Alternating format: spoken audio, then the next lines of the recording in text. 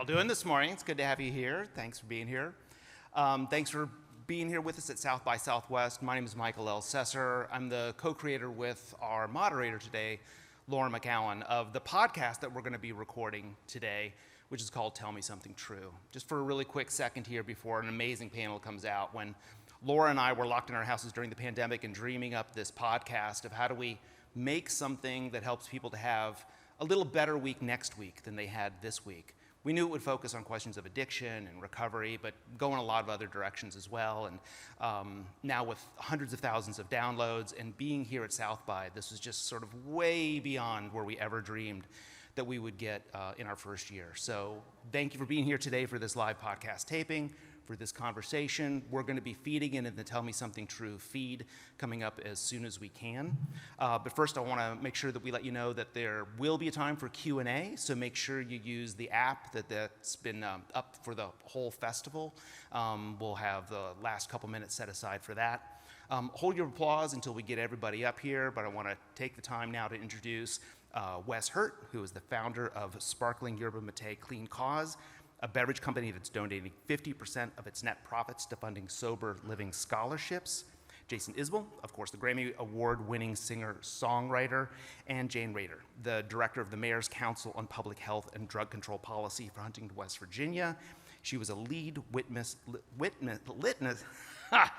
in the landmark opioid trial, and our moderator today, an extraordinary writer, the writer of the book, We Are the Luckiest, which she will be signing in the bookstore afterwards, and the host of Tell Me Something True, Laura McKowen. Please welcome them.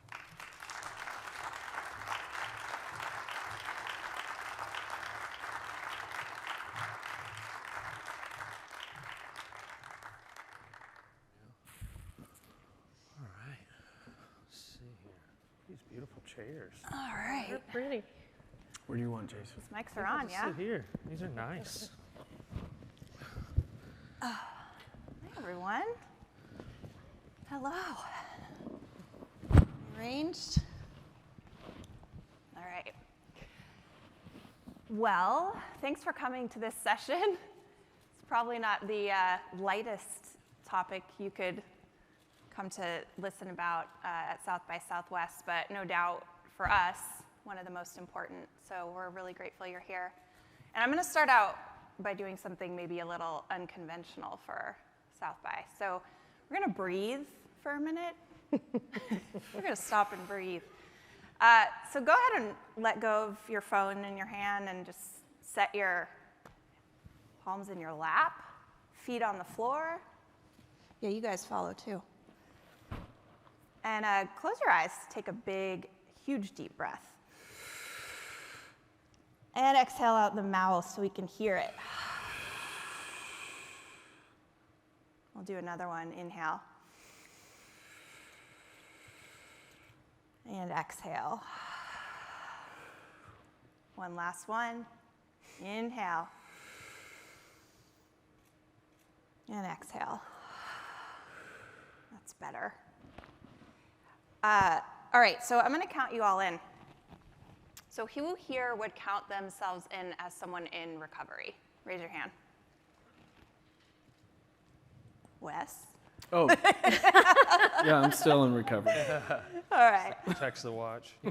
Now, who here has been impacted by addiction, either by someone that you know, work with, love, care about? Raise your hand. Yeah, that's what I thought. All right, and who felt like when addiction hit, they had the resources, the empathy, the awareness, the tools, the knowledge to know exactly what to do? That'd be a no, right? So we've got this huge gap in addiction is everywhere. I think literally everyone raised their hands for that second question. And we mostly feel helpless about it and clueless about what to do. So that's our starting point today. Can y'all hear me? Okay. So I'm going to go to Wes first. What was the most surprising and difficult part about getting sober for you? Yeah, that's a good question. So much involved in it. I think the most difficult part for me, excuse me, was believing that I could actually change. You know, you had these moments for 20 years that as the addiction grew, you'd go to a rehab, I'd go to a psych ward, all of the different consequences. I'd get out, I'd have kind of a fleeting moment of like inspiration, and then I'd be back in the same spot. So I had that history to know what I had done, at least. And so, you know, this new sober resolution again, I'm gonna get it this time. And I think for me at the very beginning, the most difficult part was actually believing with conviction and resolve, like within me, that like, no, this is real, I can do it, versus fake it till you make it kind of thing, which is also valuable at times. I think the most surprising thing was after you start to gain a little bit of time and you start to change a little bit inside and start to, you know, the drugs are getting out of the system, some neuroreceptors maybe fire one off a little bit or something, and you're going, oh crap, just 2 months ago, I was completely frightened about X, Y, or Z. Now I'm completely frightened about X, Y, or Z, but I know that I've grown. Mm-hmm. So then you start to realize that like, this truly is a journey. There is no destination. Because when I got there, I was like, okay, oh crap. So now what else do I not know? Well, 7 years, now I'm sitting here, same thing. Mm-hmm. Crap. These new revelations that come place that you had heard about, but surprisingly, they happen to you, and then you go, oh, that's what they meant. Yeah. What made the difference that last time? What made that difference? For me, it was an honesty. I would say that the best way for me to explain it was me in a mirror for the first time in my life. I wasn't leveraging, manipulating, or looking at others to hold on to one person to be resentful towards, to continue to feed it, or to rationalize my use. Mm-hmm. And having that level set, and I've said this before, which was in a state of limbo of not wanting to live and not wanting to die. And then, you know, really looking at that mirror and going, dude, you have the power now on your own to choose. It's your life. So I think it was really the recognition and the isolation between myself and I, if that makes any sense, of saying, dude, who are you? Who do you want to be? Do you want to live on this planet? Get level set with yourself. Mm-hmm. And so for me, that's how it happened. It was like, I contemplated dying, and suicide is what it looked like for me. Mm-hmm. And I just said, no. And now I got 2 baby boys, you know? Yeah. And so, you know, anyway. All right, Jason, what do you think is the thing that people most misunderstand about addiction? Well, you know, there are a whole lot of reasons not to take that first step. And I think the stigma around, you know, addicted people are broken in some way or flawed in some way. That concept is one that I think a lot of people still hold, you know, because I think we have this natural tendency to try to separate ourselves from other people to generate some sort of self-worth. So it's another reason to think, well, I'm doing all right, I'm better than this guy, he's an addict, you know. And I think that does a lot of bad work as far as encouraging people to get sober, because, you know, oftentimes when you're an addict, it's this sort of self-fulfilling prophecy of, you know, I'm a bad person, so I do bad things. So I go do a bad thing, and then I feel like I'm a bad person, so I make another bad decision, and on and on and on. And I think what I didn't understand early on in the process, and still am learning more and more about, but especially in the last couple of years, I realized that not only was the recovery a gift in my particular situation, but the addiction itself was a gift. Because without that, I would have never learned the lessons that I learned in recovery. And, you know, whatever type of recovery you ascribe or subscribe to, you know, there's kind of the golden rule of recovery programs, which is this remaining in the moment. You know, when I was in rehab, they would say, keep your head and your ass in the same place. Yeah. And, you know, it's the one day at a time thing. And never in my life have I needed that more than when every day was identical to the one before it, like it was for the last couple of years when I was sitting in my house with my family, not doing my job. And it just occurred to me one day, had I never been an addict in the first place, I never would have learned the things that I needed right now, you know, and I might have lost my shit. But the fact that I'd gone through the recovery process gave me some tools. I think, you know, it's not a matter of you being a broken person and needing to get fixed. It's a matter of, you know, there's this box of tools that are available to you in a very special way. And the way you learn them is a way that sticks if you go through the recovery process and get better. And then you're going to have tools that people who were never an addict in the first place never had access to. That's right. You know? What is one of your big tools? Well, the awareness is everything for me. And at first it felt like rawness, you know. I was telling somebody last night, the first year or 2 or 3 or 4, especially that first year after I got sober, you know, I felt like I didn't have any skin on my body. You know, it was like everything was bright and terrifying, and the senses were heightened, and you know, it was a scary thing. But I learned how to shift my perspective, you know, based on how aware I was of what was going on around me. And I think a lot of my particular version of addiction was for the purpose of numbing that awareness. And you know, when I found out I didn't need to do that, even as bad as the world can be, it's sometimes a really beautiful place if you're just paying attention. You know? Yeah, that's great. Thanks. All right, Jan. So I want to talk about your role as, I have to look at my notes because it's quite long. Yes. Director of Mayor's Council on Public Health and Drug Control Policy in Huntington, West Virginia. So for those who may not know, Jan's community in Huntington is one of the hardest hit communities in the opioid crisis. It's estimated that about 500,000 Americans have died of opioid overdose since the pharmaceutical companies started pumping out pills in the late 90s. And in Jan's hometown, this statistic just astonished me. 81 million pills have been sent into her community, and the community is only 91,000 people. So I'll say it again. 81 million pills went to 91,000 people, which is, I can't get my head around that. 1 in 10 people in her community suffer from opioid addiction, and 2,500 children have been born, estimated with developmental problems related to opioid addiction. So Jan served on was a fire chief for Huntington and served at the fire, what the hell do you call it? Front lines? Well, no, I know that, but I'm thinking like the fire squad? No. I was a firefighter for 20 You were a firefighter Yeah, for 20 years. Yeah, 27. 27 years, and so she's been really on the front line of this opioid crisis for a long time. So how have the gaps in the understanding that we're talking about, there's like this empathy gap, how have these gaps shaped the way that your community has responded to and suffered from what is essentially a mass casualty event in your community? Yes, it is, and it continues.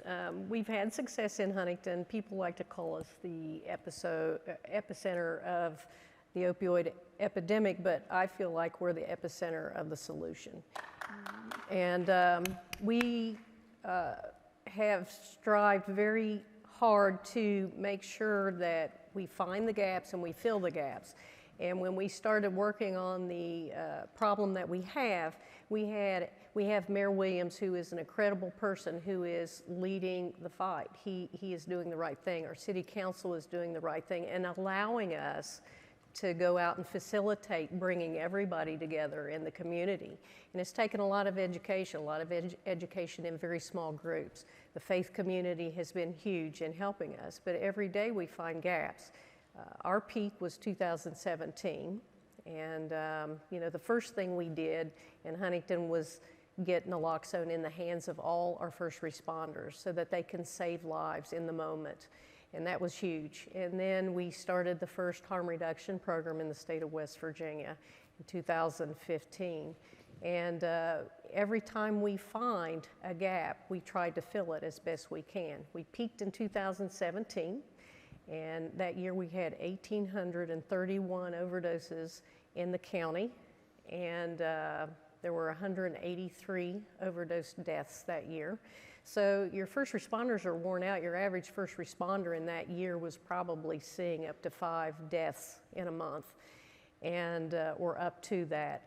And that wears on everybody, your first responders, your healthcare facilities, and your community. So we took down the silos. We're working partnerships. We're involving the community. We're educating people. Our first year, 2018, our overdoses were down 40%. They've continued to go down. We went up a little bit with the pandemic, you know, so we need to get back out there and back at it as hard as we can. But stigma is the #1 barrier that we have, and we will do everything in our power to get around that barrier and, you know, change the perception out there. These are good people that have a medical condition, and we need to turn the tide in how we help them. Can I just say one thing to that? Please. You know, one thing that I really loved that I heard Jan say once, and it revolved around Narcan and naloxone, and there's debate over that. And some folks will say that it's enabling people to continue to do drugs. And I heard her say, yeah, it enables people to breathe.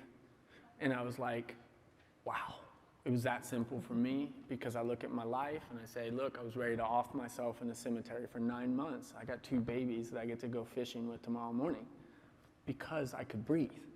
And so, you know, at some point we can simplify this to say, dude, this is about life and death for these people, and we're gonna argue over something that enables them to breathe. Yeah. I just want to say that up over the top because that made it real for me, so. Thanks, yeah. Yeah, Yes. food and water also enable people to continue. It's that controversial, right? Strange. Yeah, I need water and I need to breathe. Thanks, Wes. So I think of the Johann Hari quote, who you may have heard or may have heard before, which is sobriety, the opposite of addiction is not sobriety, but connection. And shame keeps people disconnected. How have you worked to address the shame that the individuals feel who have been afflicted by this? So for me, I was not only working on as a firefighter on a fire truck, but I was also working as a nurse on my days off in a busy ER. And, we have to change the way that we approach people, okay? So if Jason right here overdoses, and I start rubbing his sternum and smacking him in the face, and I give him naloxone, when he wakes up, he's going to be startled because there's strangers, probably 3 or 4 big thug guys standing over him that are firefighters, and he's going to be stunned, and he's ashamed, okay? Mm-hmm. So, and I'm going to say, you could have died. You overdosed, okay? So then he's going to be mad at me because he feels like I'm shaming him, and then he's probably going to cuss me. And then I'm going to be mad because he's ungrateful that I just saved his freaking life. Yeah. Okay, so that is a very bad dialogue. We got to change that dialogue. What if I held his hand and said, honey, are you okay? Do you remember what happened? We want to get you some help, okay? Now, do first responders do that because they think he's a bad guy? No, they're frustrated because they're losing their classmates, their friends. And we have to teach them a different way to approach those. But we have to work on the whole community doing that. Yeah. But keep in mind also that your first responder is not ready to accept that message unless you show appreciation for them. And we are trying to do that in Huntington. We're trying to appreciate our first responders and help them with the trauma that they see day in, day out. Yeah, one of the most touching parts of your documentary, it's called Heroine, with an E. It's on Netflix. Jan is the heroine in it. And one of the things that struck me the most was the way you talked to people as they were coming out of a overdose. We want them to live. We don't want them to die. Yeah. And anything somebody says, a lot of times it's out of frustration. Right. And I get it. Yeah. So what levers are you focused on to help people work together in the community? You just touched on a little bit of this, but to sort of narrow the distance between the individuals who are affected by the addiction and the rest of the community, because we are connected. It's all part of the same fabric. So what levers do you pull to get people to shorten that distance? One of the biggest things that we started was a quick response team, and it's run out of Cabell County EMS. And after somebody overdoses, within 72 hours, they are visited by a team of people. They are visited by a paramedic, somebody in recovery who's a mental health worker, an undercover police officer, and a faith leader. And they go to them, they knock on the door, and they say, hey, we revived you the other day. We don't want you to die. We want to share with you what is available for you. And it's been very successful. About 30% of the people that they find are taking them up on that. And now we're trying to expand that as well. So you don't have to overdose to be reached by this team. This is growing in West Virginia. We have these teams all over the state now, and they're all over the country now. So.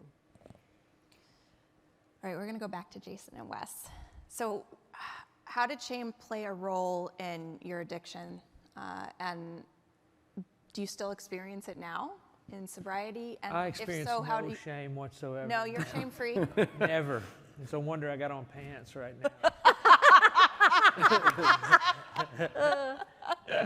I'm sorry I interrupted you. No. I'm ashamed of myself. Thank you for that I'm visual. ashamed of myself. Well, now you're ashamed. No. Okay, so do you experience shame in sobriety? And if so, how do you work with it? And start with Jason. Yeah, it's a human emotion. I think we all have it. But it's a lot less frequent now. Usually, I'm able to redirect it at this point into, there's something that I need to learn, And it hurts. The older you get, the more it hurts to learn. But yeah, early on, it was one of the things that fueled the part of me that wanted to keep using. And there were so many of those, and they're tricky. I didn't know that that's what was happening. I thought, well, people like me because I'm entertaining, I'm creative, I'm funny. I have, all this list of things, and I thought all these things are directly related to me using drugs and alcohol. And if I stop doing those things, who will I be then? I'll be a completely different person. People won't want to hang out with me. I won't know what to do with my time. I won't be funny anymore. But then there would come these big waves of shame, and I kind of differentiate guilt and shame, because I think guilt is more of a personal awareness, and shame is more of a reflection on how you're viewed by I'm other bad. people. Yeah, they see me as bad, I think, is shame. I'm behaving badly is guilt, and I think the guilt can be very good for you. You're supposed to feel that, but the shame is based on some external force, that I think a part of my problem at that point in time, part of the reason that I got so far into my addiction, was the fact that I was so concerned with what everybody else thought about me. But then once I started the recovery process, it became obvious to me that those things were they were parlor tricks, And the addiction is not very smart. It's persistent, but it's not very smart. It's a con man, but it's not like a high level big business kind of con. Not a ninja. No. Yeah, no. It's like a Southern senator. So once you see through it, then it becomes pretty clear that that was just the part of my brain that wants to keep using, that was telling me to feel this shame and telling me not to feel the guilt, to feel the shame, and that was also telling me, well, your creative work, that all comes because, you're using drugs and alcohol. The romanticizing of it, Hemingway, blah, blah, blah, blah, all these kind of things that are really pretty dumb tricks when you get on the other side and you turn around and look back at them. You're like, why? First of all, why would I even aspire to be any of these people? Why is myself not good enough? And second of all, that's not what was cool about them. That's what was disgusting about their life choices. But it's a sneaky trick. And you know, after I saw that it was a trick, it was like, oh no, shame is supposed to be accountability. You know, it's supposed to be a personal thing where you learn how to learn about yourself.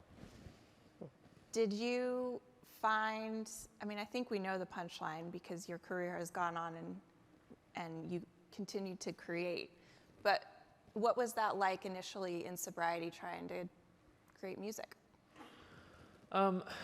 It was hard to do it in front of people at first. You know, the first show that I played, I went out and opened for somebody in Australia, and I was just playing by myself, solo acoustic, and it was this big theater full of people.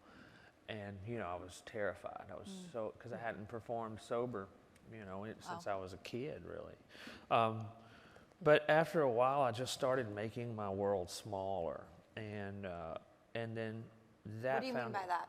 Well, instead of speaking to those folks back there, you know, I spoke to these folks right here and just made sure that it was loud enough where everybody would hear, you know, and reduced the size of the room to the size of the stage.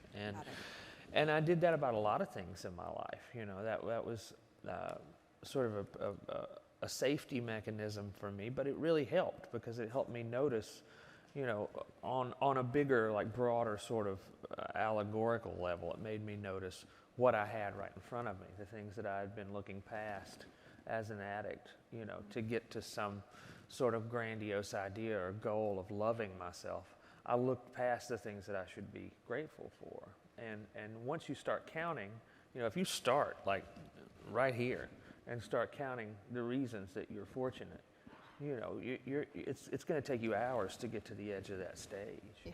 You know, and once I started doing that, my creative work picked up a lot because, you know, I had a story to tell that resonated with people. And I think one of the primary goals of those songs that I was writing in those days was to break down that sort of barrier of distinction between addicts and non-addicts. Yes. You know, and it was like, I wanted to show people, you know, I'm just like you guys, and I was just like you, and I'm still just like you. I just had to go through this process for all of us to realize it and feel like a community again. Yeah, that's great. Wes, shame in your addiction, how'd it keep you stuck? I mean, I agree with him. No, Everything he said. I'm good. No. You know, I really relate to the idea of when you said the word fuel, it's fueling, you know, the cycle. It's a shame cycle. And, you know, to me, he really did answer most of the things that I relate to. And so one thing I just wanted to call out was, you know, I think the shame, and we speak about the person being woken up after, you know, being revived and in shock, but also the shame that carries. And I look at like the actions I had and maybe some of the people. So one little story really quickly. I had one of our employees relapse, and he hit it hard in heroin, meth, all in that weekend. And he called me on a Sunday, and he said, "I'm done, dude. I'm resigning." And he goes, "I need to put my resignation." And I go, "Why?" And he goes, "Well, because I relapsed." And I said, "Oh, hell no." I go, "I'm not about to make it that easy for you." I go, "I'll see you tomorrow. Can you just say that you're not going to do it today, and you'll be there tomorrow?" That guy left last week, after 2 years sober now, to go off to another job. To me, what it spoke to was the grace in a moment of what I call the bounce back. We focus so much on the fall and relapse and this thing of time that now we've lost something if we had years and we relapse. Like all of that beautiful stuff that happened is still there. And so why do we put so much emphasis on the day when we also know that we're imperfect humans? And so when I look like I've changed my deal, like I'm not sitting there crying about the relapse. I'm focused and excited about the bounce back. And so to me,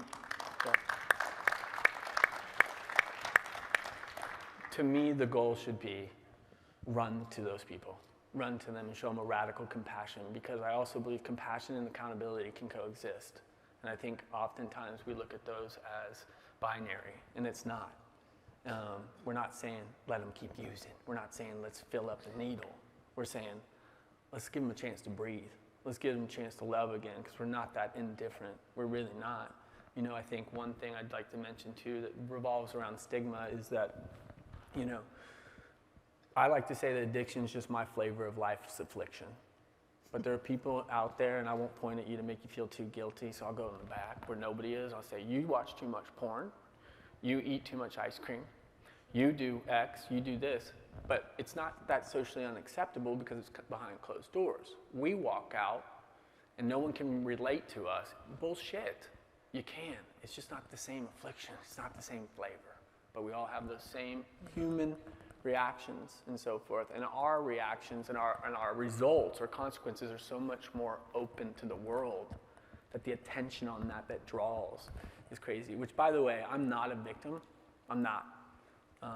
I'm someone who takes responsibility for my life now, and I'm very grateful for that. But again, I just wanted to say out loud, and I think it's really important to say, again, this is not about the fall. It's about the bounce back. Yeah.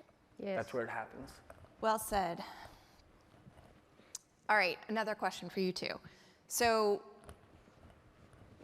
we've mentioned at various places, I think Jason just talked about this idea that if you get sober, you're going to be an outcast. You're going to be othered. You're not going to be part of polite society anymore or belong anywhere. And so it keeps us from changing. But there are these major forces that are in place that really want things to stay the same. I'm just going to talk about some of them. Alcohol sales went drastically up in the pandemic. Jan talked about how they had more drug use in the pandemic. But aside from that, we spend $250 billion in the United States on alcohol every year, which is, and a shocking 9% of those, the use of alcohol is for those under 21. Wow. 9%, so almost 10%.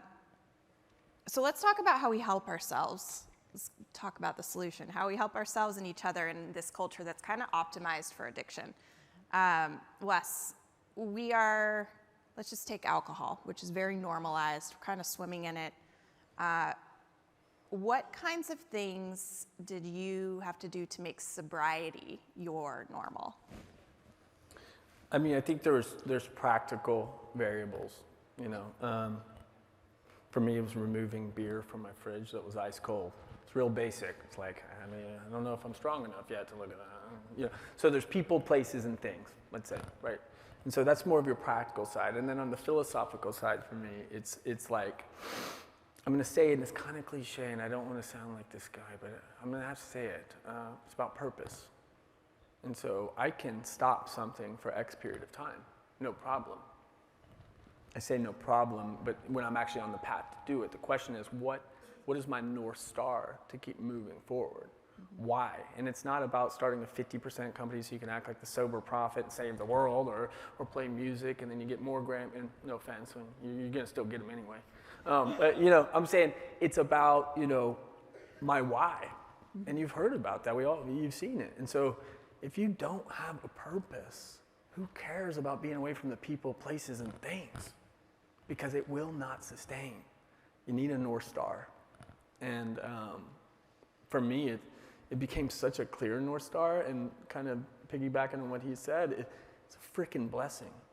You don't get addicted so I can realize my greatest dreams. I'm an entrepreneur, I always wanted to be, I just didn't think it was gonna be this way. I'm like, what the hell? Mm-hmm. It's badass. Like he said, you have an acute awareness. I think of it as a blessing, because we're being rocked to this point of your existence, and you're like, oh shit, everybody else running this way, with no offense to the normies, and I'm sorry, I don't even know if I'm allowed to say normies, but anyway, like, they're going on spring break, they're doing the things like this, and that's cool. My life's been this, but then I go, ooh, now I get to feel these this much greater, because I've been there. Mm-hmm. The contrast is what makes it that much more meaningful and powerful. And so, to me, it's not bullshit when I say I am blessed beyond belief to have been given the gift of addiction, you know? But yeah. Because it's the recovery, now I want to live and like, I want to fucking rock and roll. Mm-hmm. I really do. And it's given me such purpose that I don't find shame or embarrassment behind it at all. Yeah. I'm happy to tell my kids I smoked crack and popped 35 Vicodin in a day and was going to maybe kill myself. Not because of that part, but because of the bounce back. Because that's where characters build. That's where we live, find out what we're made of, you know? And so, to me, as long as I can stay on that side of the light, you know, when I pass, look at my kids go, my daddy smoked crack, but he bounced back. I'm like, badass. I'm cool with that, you know? I'm not sure everybody wants that kind of pitch from their son, but I'm cool with it. I don't know if he's going to be cool with it, but, you know. It's a strange eulogy. Strange eulogy. True. My dad was many things. A crackhead. Okay, I'll pull off of that a little bit then maybe. Give me a new perspective. Jason, so the alcohol is a big part of the live music economy. Mm-hmm. What message do you have for people that can't put themselves in a bubble? Yeah, I mean, there was a while there when, you know, people would say, like right after I got sober, people would say, oh, and you're a musician, that must have been so hard, you know, and then I was like, well, what do you do for a living, you know, and they're like, well, I'm a roofer. And I was like, oh, well, what do you do when you get off work? I get fucked up. Right. You know? Right. I think I would be in a lot more danger if I had a job that I didn't love, first of all. So I'm very fortunate to be able to do something that's that rewarding and to have like a creative outlet. I mean, the music business, just like any other business, it's about generating revenue. And it's not, you know, the marriage of the music business and the creative process is not my favorite thing in the world, but I discovered at some point that, you know, if you're a little better at the business, you get to be more creative. So we participate, you know. Yeah. But you know, what I did, I was lucky enough to be surrounded by really good people who cared about me and saw some type of potential in me and just voluntarily made some changes in their lives to make it an easier thing for me to do. But the time is going to come, even if you have a bubble, the time is going to come when you have to go outside, you know, and you can't be this sort of like psychological agoraphobic where you think, well, I can't go there, or I can't do this, or I can't be in that situation. So I started making kind of rules for myself early on. You know, if I was going to go see a friend's band play, I had this 2-hour limit. I know 2 hours in a bar is all that I can handle, and then I leave, you know. But ultimately, I think the thing that saved me more than anything else was perspective in those situations and thinking, you know, well, I'm here and this situation is stressful to me and it's something that could potentially trigger me.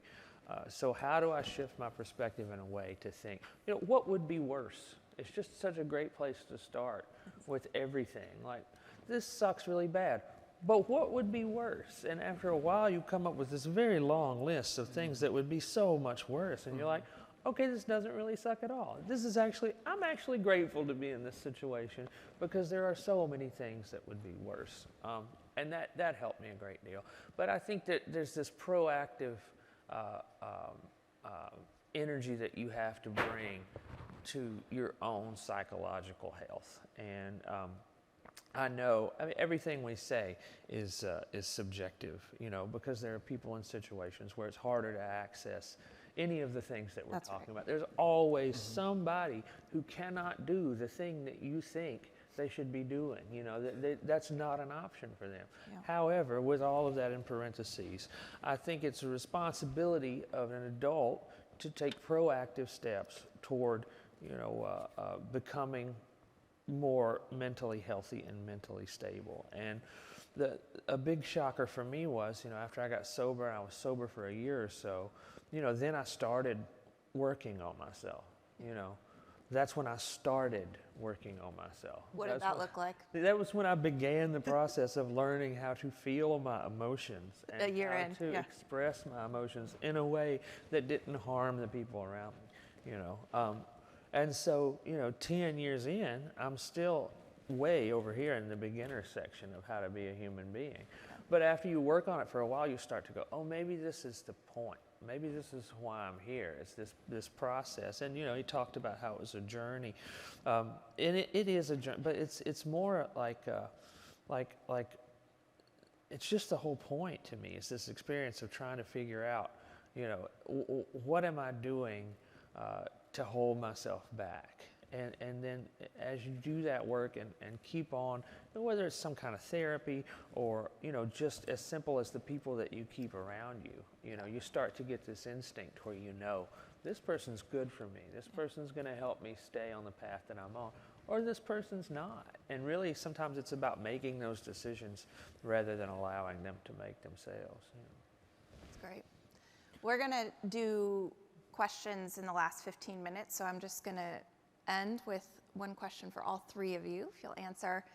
What is one thing that we could be doing, folks out here, to support someone in recovery, which is how we support recovery in America? What could we do? That's simple for me. Be kind.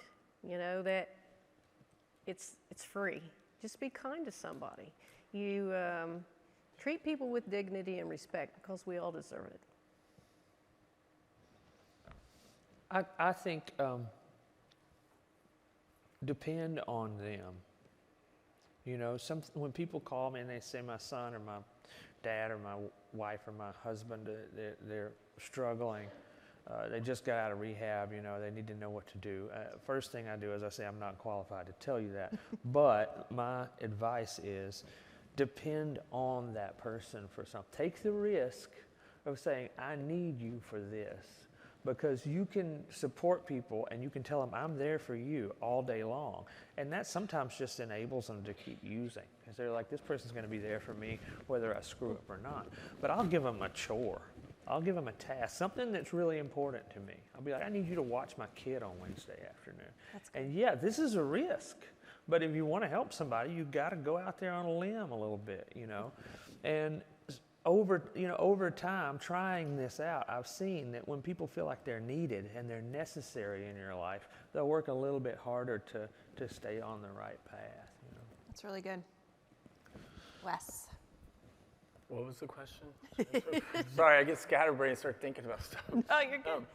What's one thing that I remember now we could do to support people in recovery? You know, I think in the same way that I look at, like, you know, so my sister's a struggling addict, and she's actually had a recent relapse. It's been gnarly. But I think there's empathy that is me towards one person, just looking at them, and then there's like getting in their shoes, empathy. And so someone, you know, I have a friend who has cerebral palsy, and I've always felt like I had no even reason to ever be able to bitch around him, is the truth. And but when I put myself in his shoes and I'd heard some of his perspectives to me or something that I didn't agree with, initially I'm like, what the hell? I can go running today. Yeah. And I'm like, what the? So to me, it's like, you know, based in compassion, but it's getting education about the perspective, even if you don't agree with the perspective. It's having at least a proper understanding of what they believe, either on drugs or when they're in recovery, if you genuinely want to try to help. In the same way that I should try to understand what is the lifespan of my buddy and how can I increase his quality of life with the gifts I have, that he doesn't feel different when he's with me doing whatever we do. Yeah. Because legs are not the matter of it. And so to me, I again, just try to get a perspective or an awareness of what that person could be in, regardless of the solutions or the variables you think contributed to it or didn't, if you're sincerely wanting to help. But I think that's a human thing. I don't think it's addiction. This is just lay that over everything, you know? This person's hyper and has ADD. It's because they ate Skittles or they came out that way. We don't know. Why don't you think what it would be like if you ate that many Skittles, you know? I try to keep it kind of practical. Yeah. So.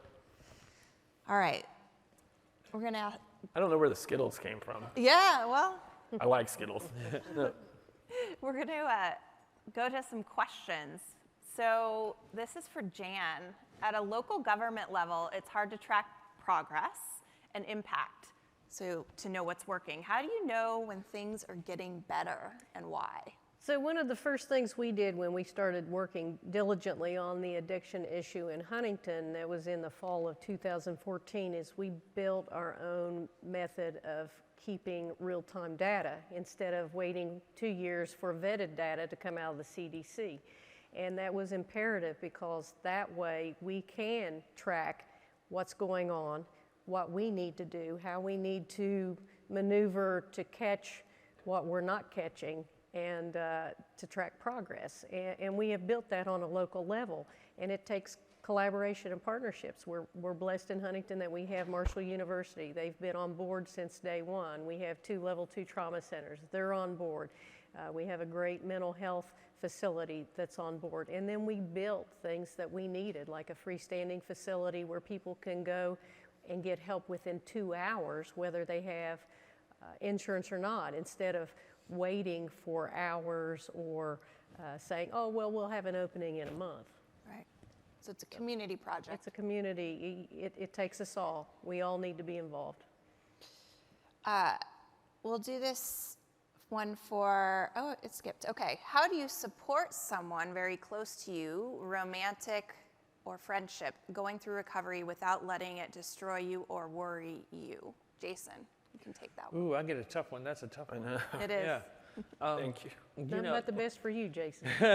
You got to have boundaries. You got to have boundaries. And I think the best thing that you can do for somebody you care about who is in recovery is get your own shit together and keep it together and get some kind of.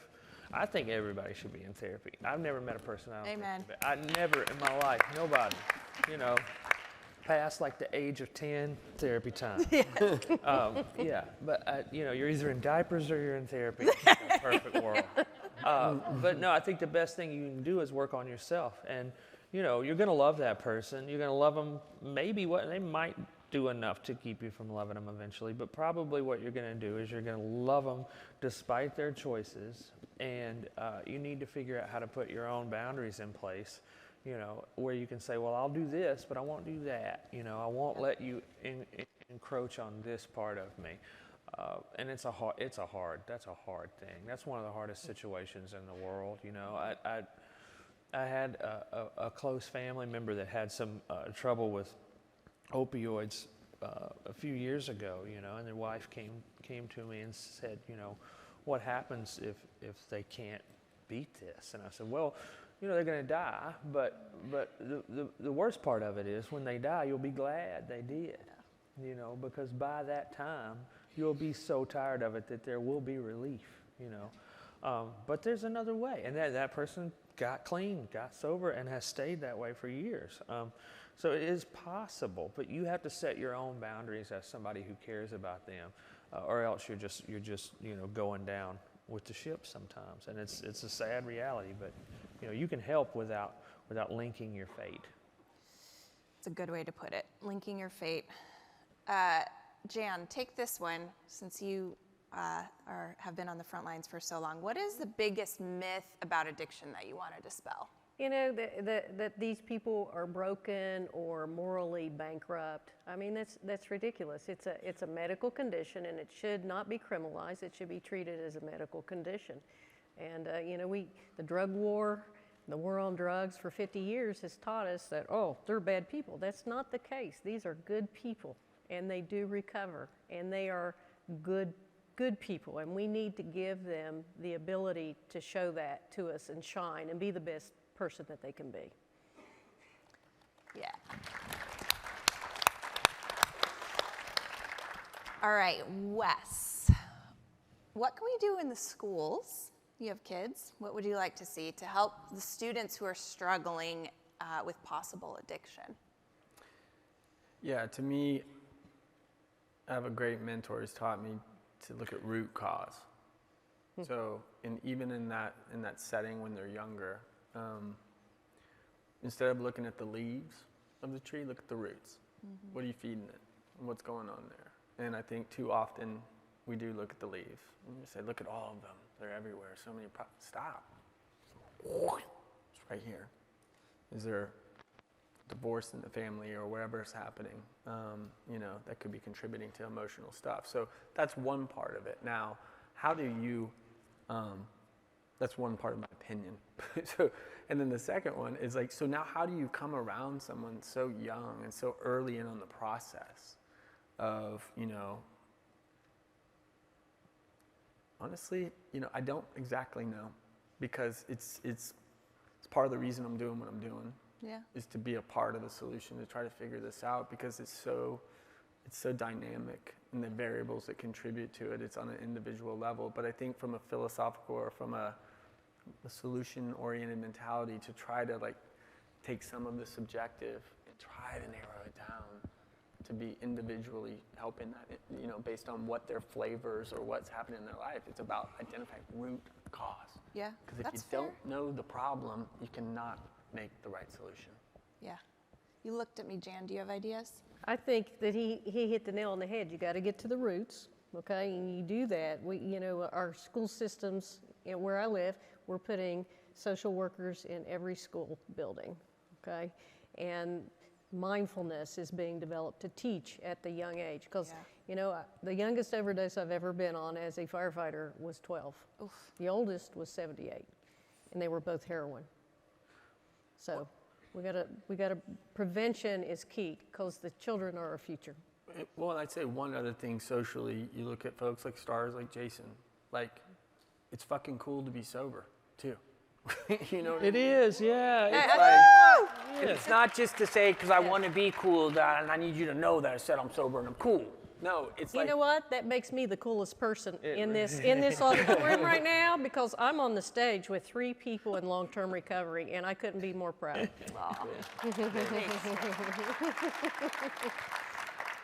When does, Jason, you can take this one, because maybe you can talk about your own experience. When does recreational use become an addiction?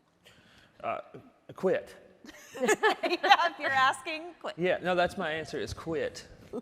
And then you'll know. Oh, and try. Yeah. Oh, You know it is when you that's quit. good. That's That's too actually- easy. That's actually a good answer. It's Wow. kind of like, I've got a friend who writes operas, and somebody asked him one time, how long did it take to write that? And he said, purple. That if you're asking that question, you just start. And if you think maybe my recreational use is not recreational use anymore, then quit. Why not? And see if you can. And maybe for a year, I don't know, maybe for 2 years, not for like a week or a day, but Right. if you're wondering for a about it, weekend. just stop using. You don't need it. Yeah. Yeah. That's actually a great answer. Try it out. See what Absolutely. happens. Try it out. We'll do one more. Addiction has been and is now prominent in my family. This is coming from the audience. The abuse of trust and love has divided us all. Is there hope for recovery when they burn every bridge? Why don't you take that, Jan? Yes, and my opinion, watching this unfold before my eyes and being involved in it, is that this person right here is not the only person that needs the therapy, okay? The whole family needs to be healed. And that trust can only be rebuilt through time, but everybody needs to heal. The person suffering from addiction is not the only person affected. If you need help to deal with it. I feel strongly that we should have a home health model of recovery, where a therapist not only goes in and works with a person suffering from substance use disorder, but they work with the family members as well to cut down on those triggers. So don't be ashamed to get the help you need yourself to deal with it. Yeah, for sure. You have something? I just wanted to say one little thing on that. It's, also implied in the question to me, it speaks about, addiction being the problem of that family. It just says prominent, right? There's more problems. The fact is like, the person addicted is not the problem necessarily. What is the generational junk shit that the father brought in or the mother brought into the table to help set up an environment? They're not responsible per se for my actions as a human being, at least after 18 years old. But my point is like, they're not the problem necessarily. There could be 6 problems at once. So family healing is not even saying, don't heal how you deal with me and understand just my addiction. It's like, what's going on over there with your ice cream? you know? And it's not meant to be like, it's just, if You you're had to saying, pick on ice cream. It's ice cream, yeah. back to the ice cream. Sound like I have a problem. Stop thinking about Starting to it. sound like you have an ice cream problem. Maybe your you should program? ask We need to yourself go some to a hard meeting after questions. this. Hey, how's your program working, Les? Vanilla. Okay. This is great. Thank you all. We have we're going to show a quick video that was made by Clean Cause, the company that Wes runs. But I want to thank Jan and Jason and Wes for being here. You all are amazing. And thank you. Thanks, guys. Hey, we're doing a quick fist bumper. Yeah. All right. Yes. Do we have the video queued up? To you, to us, to all of us on the road to recovery.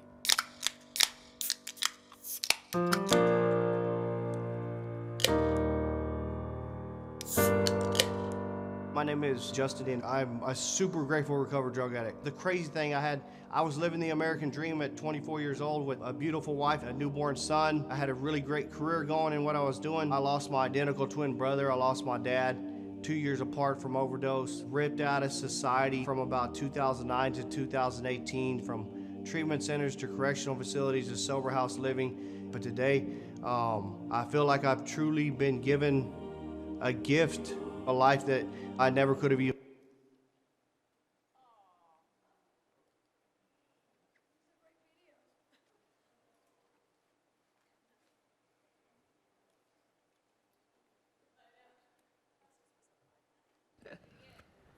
Our mics are off too. Way to Oh, go. we're back.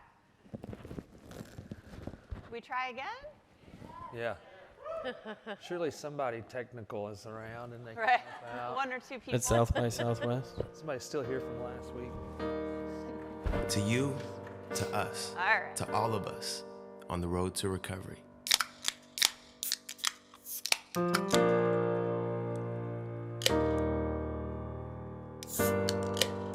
My name is Justin, and I'm a super grateful recovered drug addict. The crazy thing I was living the American dream at 24 years old with a beautiful wife, a newborn son. I had a really great career going in what I was doing. I lost my identical twin brother. I lost my dad 2 years apart from overdose. Ripped out of society from about 2009 to 2018, from treatment centers to correctional facilities to sober house living.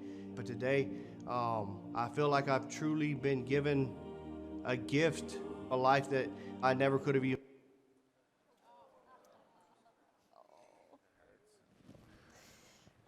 All right. You can check it out on. Yeah. Google that. All right. I Thanks do- again, everyone. I just want to say one thing. Macklemore has recently invested and became the creative director of Clean Cause. Woo! I say that, yeah, it kind of feels cool to say it, but it's also that this guy's in the public. And when we talk about school systems, and you talk about somebody who's lived it, and you talk about somebody who's a little bit older who had lived it, and that authenticity to make this shit look cool because you're realizing your greatest dreams, that's what's up. So I'm really grateful for Macklemore. Even if you don't like, go buy a song, because I want to get behind this dude, because he's getting loud and he has a platform. Thanks, Wes. Thanks, everyone. Appreciate you being here.